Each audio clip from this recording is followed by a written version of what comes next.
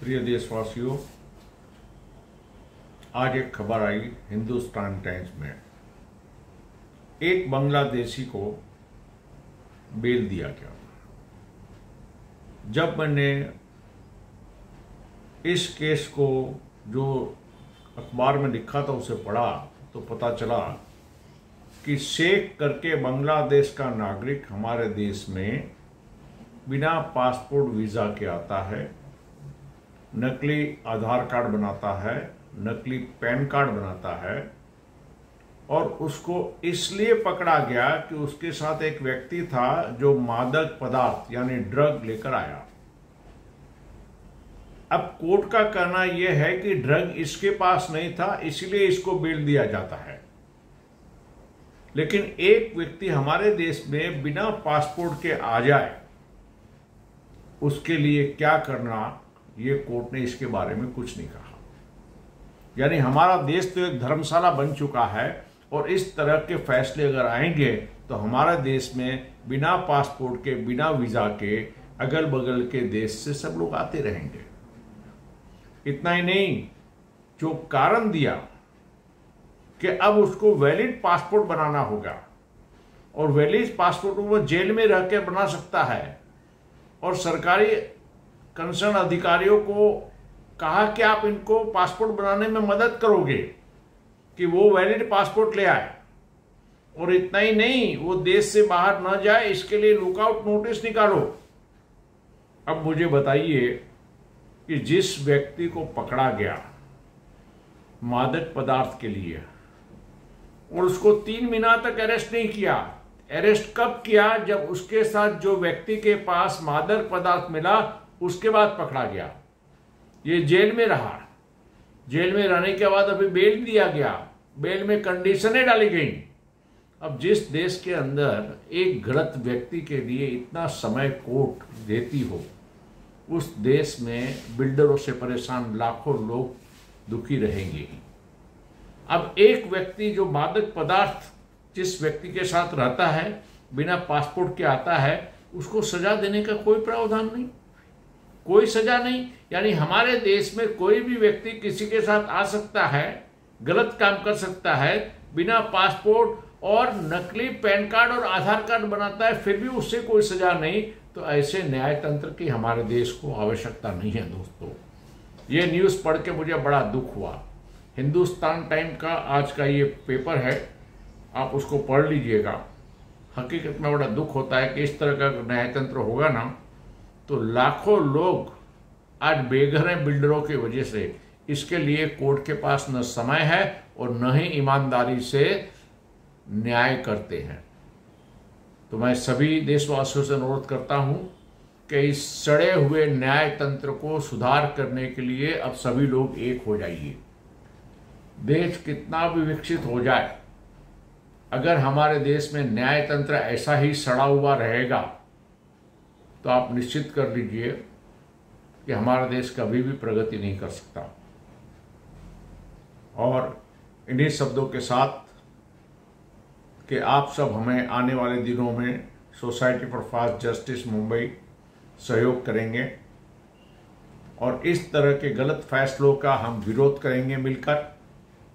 और न्यायतंत्र में न्यायाधीश अगर अपना काम नहीं कर सकता, अगर इसको ट्रायल लंबा करना है, क्या जरूरत है ट्रायल लंबा करने की?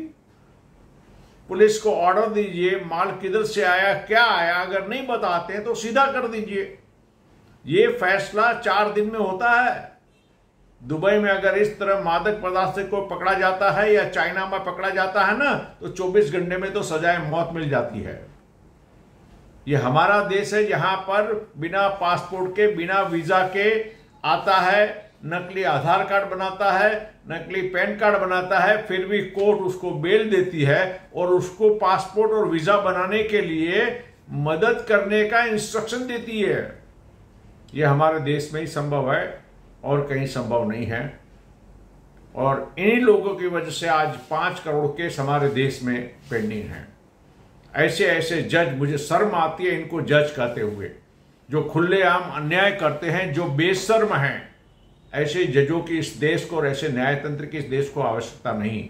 आइए मिलकर न्यायतंत्र में परिवर्तन लाएं और वैकल्पिक व्यवस्था लाएं और अन्याय करने वाले न्यायतंत्र में जजों का विरोध, गलत न्याय का विरोध और उनकी मर्जी, अपने देश में तो जज की मर्जी के ऊपर न्याय होता है।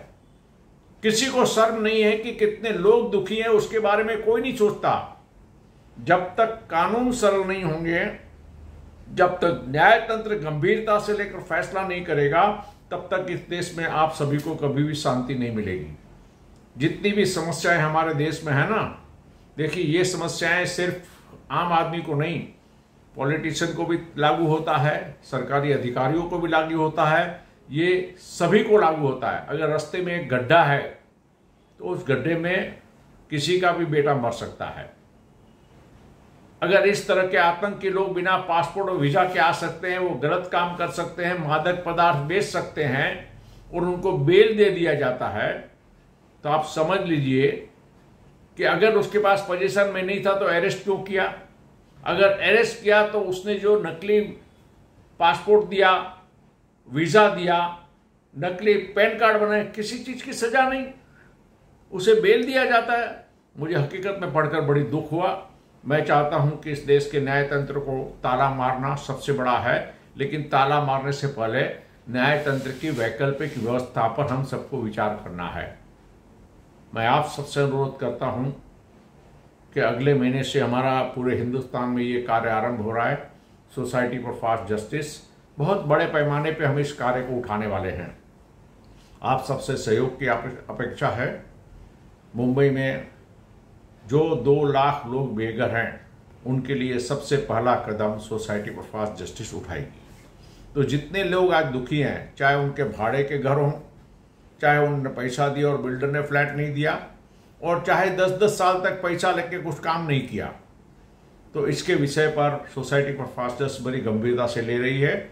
और इस तरह की खबर पढ़ने के बाद हम सबूत दे रहे हैं इस देश के सड़े हुए गंदे न्यायतंत्र को, उन जजों को जो सुप्रीम कोर्ट में बैठे हैं, जिनको शर्म आनी चाहिए कि इस तरह का न्याय होता है।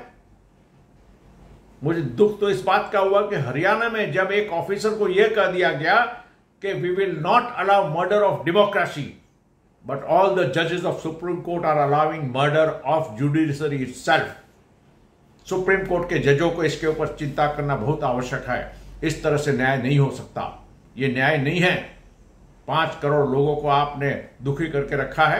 इतना बड़ा गुनहगार तो इस विश्व में कोई नहीं होगा जितना बड़ा हमारा देश का न्यायतंत्र है। मैं आप सबसे अनुरोध करता हूं, अगले महीने न्यायतंत्र के विरुद्ध हमारा युद्ध आरंभ होगा और इसमें आप सब जुड़े और हमें न्यायतंत्र को समझाना है, बताना है और जरूरत पड़ी तो जजों को सिखलाना है कि न्याय किसे कहते हैं। आपको इस तरह के जो भी जजमेंट आते हैं, इसके बारे में आपको हर 4 दिन के बाद एक नया रिकॉर्ड बताया जाएगा कि इस देश का न्यायतंत्र कितना सड़ा हुआ है। आप सबसे सहयोग की अपेक्षा करता हूं और यदि आप चाहते हैं कि हमारे बच्चों को एक अच्छा समाज मिले, आने वाला भविष्य में हमारे बच्चों के लिए एक अच्छा जीवन हो, तो आइए मिलकर न्यायतंत्र में सुधार लाएं। सभी को जय हिंद।